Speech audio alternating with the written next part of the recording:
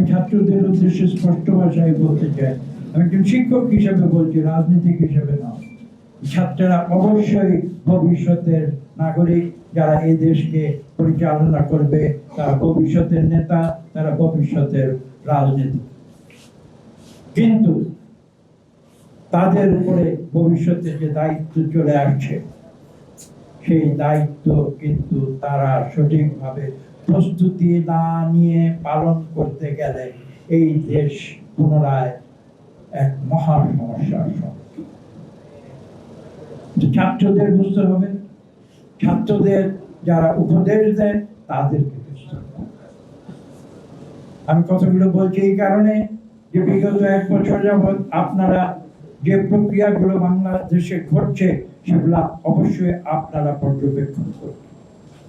আমি খোলাখুলি ভাবে বলি, অপরাধ 2024-এর অগাস্টে বাংলাদেশের 5ই অগাস্টের পরে বাংলাদেশের যে রাজনীতি এবং মানুষের যে মানসিকতার চিত্র ছিল, আমি প্রশ্ন করতে চাই, আজকে 1 বছর পরে অগাস্ট 2025-এ কি বাংলাদেশের সেই রাজনৈতিক তথা বাংলাদেশের মানুষের যে চিন্তাধারা, সেই পরিস্থিতি কি আজকে আছে? আজকে নেই। আজকে মানুষ ভিন্নভাবে চিন্তা করছে। কেন ভিন্নভাবে চিন্তা করছে? সেই উৎসাহ উদ্দীপনা আজকে কোথায় গেল? কেন আজকে মানুষ আশঙ্কা প্রকাশ করছে?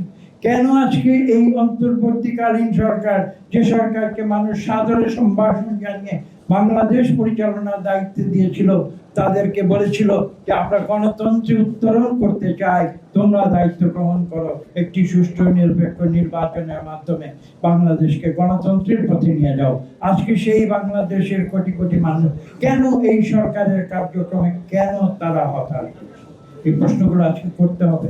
আমি সমালোচনা করার জন্য বলছি, আমি কাউকে সমালোচনা করতে চাই।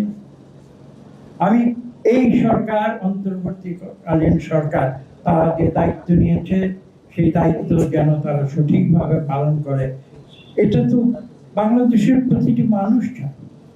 এবং তারা যে আজকে যে তাদের মনে যে ক্ষোভ, এটা কিন্তু সমালোচনা করার জন্য না, এটা একটা হতাশা থেকে এসেছে। মানে মানুষ ক্ষুব্ধ হয়েছে। আমরা যে আশা করেছিলাম এই সরকারের কাছে, সেই আশা আমাদের পূর্ণ হয়নি সেখান থেকে। তা সত্ত্বেও আমি স্পষ্ট ভাষায় বলে দিচ্ছি, বিলম্বে হলেও এই সরকার আজকে যখন একটি নির্দিষ্ট সময় বা রোডম্যাপ বলা যায়, একটি ঘোষণা করেছেন আগামী সুষ্ঠু নিরপেক্ষ নির্বাচনের জন্য। আপনারা দেখেছেন কিভাবে বাংলাদেশের রাজনৈতিক যে পরিস্থিতি, সেটা কিভাবে রাতারাতি পাল্টে গিয়েছে। আজকে কিন্তু মানুষ আগামী নির্বাচনের কথা চিন্তা করছে। যে যুবক, যে তরুণ, যে ছাত্র, যারা আজকে রাষ্ট্র পরিচালনার সঙ্গেও যুক্ত হয়েছে, বৈষম্য বিরোধী আন্দোলনে যারা নেতৃত্ব দিচ্ছে, আজকে এনসিপিতে যারা আজকে নেতৃত্ব দিচ্ছে, তাদের সবার কথা চিন্তা করো। এই তরুণ যুবকেরা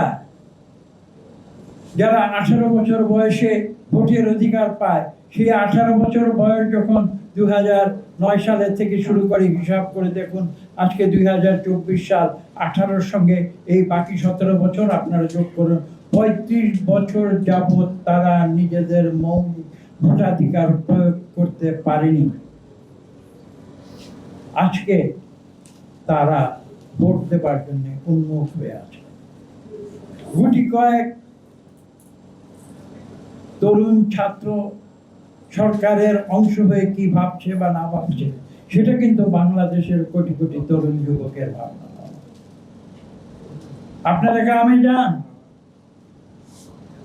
আমরা বাংলাদেশের পল্লী অঞ্চলে, শুধু রাজধানী ঢাকায় নয়, মানুষের সঙ্গে আমরা প্রতিনিয়ত চলাফেরা করি, তাদের কথা শুনি, তাদের আকুতি শুনি, তাদের মনোভাব জানতে চাই।